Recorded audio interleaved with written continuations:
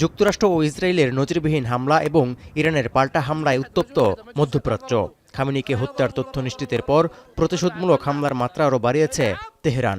তেল আবিবে সামরিক স্থাপনায় সফল হামলার দাবি আইআরজিসির। এছাড়া ৪০টি আবাসিক ভবন ক্ষতিগ্রস্ত হয়েছে।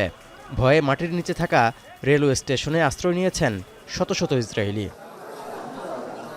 প্রতিশোধ নিতে যুক্তরাষ্ট্র ইসরায়েলের বিরুদ্ধে ইতিহাসের সবচেয়ে ধ্বংসাত্মক হামলার অঙ্গীকার করেছে ইরান। ব্যবহার করা হবে ভান্ডারে থাকা সবচেয়ে শক্তিশালী ও অত্যাধুনিক ক্ষেপণাস্ত্র। এমনকি দেশি বিদেশি ষড়যন্ত্রের বিরুদ্ধেও কঠোর জবাবের হুঁশিয়ারি আইআরজিসির। এদিকে নতুন করে ইরানের পশ্চিম ও মধ্যাঞ্চলের ৩০টির বেশি স্থানে হামলার দাবি ইসরায়েলি বিমান বাহিনীর। এমনকি সংঘাতের প্রথম দিনেই ইরানে অন্তত ১২০০ বোমা ছুড়েছে তেল আবিব। লক্ষ্য পুরোপুরি অর্জন না হওয়া পর্যন্ত ইরানের বিমান প্রতিরক্ষা স্থাপনা, ক্ষেপণাস্ত্র স্থাপনা, সামরিক সদর দপ্তর এবং গুরুত্বপূর্ণ সরকারি লক্ষ্যবস্তুতে হামলা অব্যাহত রাখার হুমকিও দিয়েছে ইসরায়েল। তবে যুদ্ধের দ্বিতীয় দিনেও চলছে ইরানের মুহুর্মুহু ক্ষেপণাস্ত্র ও ড্রোন হামলা। ইতোমধ্যেই ২৭টি মার্কিন ঘাঁটিতে হামলার দাবি ইরানের।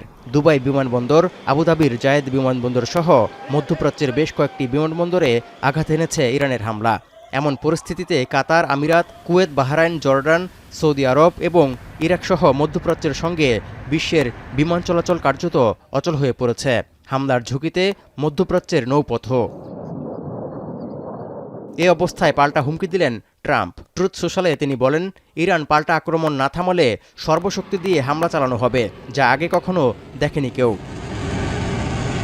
নিরাপত্তা পরিষদের জরুরি বৈঠকে অবিলম্বে যুদ্ধবিরতির চুক্তিতে উভয় পক্ষকেই রাজি হওয়ার আহ্বান জানিয়েছে জাতিসংঘের মহাসচিব।